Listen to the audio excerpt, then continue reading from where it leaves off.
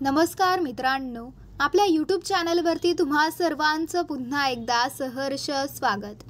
Santosh Deshmukh murder प्रकरणावर कोर्टात जोरदार सुनावणी सुरू आहे। विष्णू चाटे, प्रतीक गुले, जयराम चाटे आणि महेश केदार या 4 आरोपींना न्यायाधीश श्रीमती SV पासोकर यांच्या कोर्टात हजर करण्यात आले आहे। विष्णू चाटे आणि इतरांना सरपंच संतोष देशमुख यांची हत्या केल्याच्या गुन्ह्यात अटक झाली आहे। या प्रकरणात सरकारी वकील आणि आरोपींच्या वकिलांचा कोर्टात जोरदार युक्तिवाद सुरू आहे। 30 दिवस पोलिसांनी काय केलं? पोलीस आरोपींना शोपीस म्हणून वापरत होते का, असा सवाल आरोपींच्या वकिलांनी केला। तर आरोपींना जास्तीत जास्त कोठडी देण्याची मागणी सरकारी वकिलांनी केली आहे। तसेच आरोपींना मुक्का लावता येतो का याचा आम्ही अभ्यास करत असल्याचं DYSP अनिल गुजर यांनी सांगितलं आहे।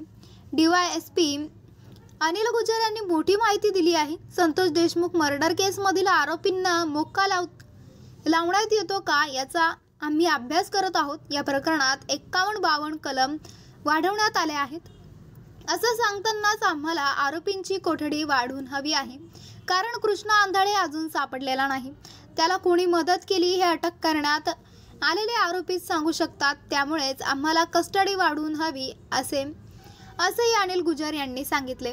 आरोपीचे वकील एवी तिकडे यांनी कोर्टात जोरदार युक्तिवाद केला आहे। तपास अधिकाऱ्यांकडे कोठडी मागण्याची वेगळी कोणतीही कारणे नाहीत।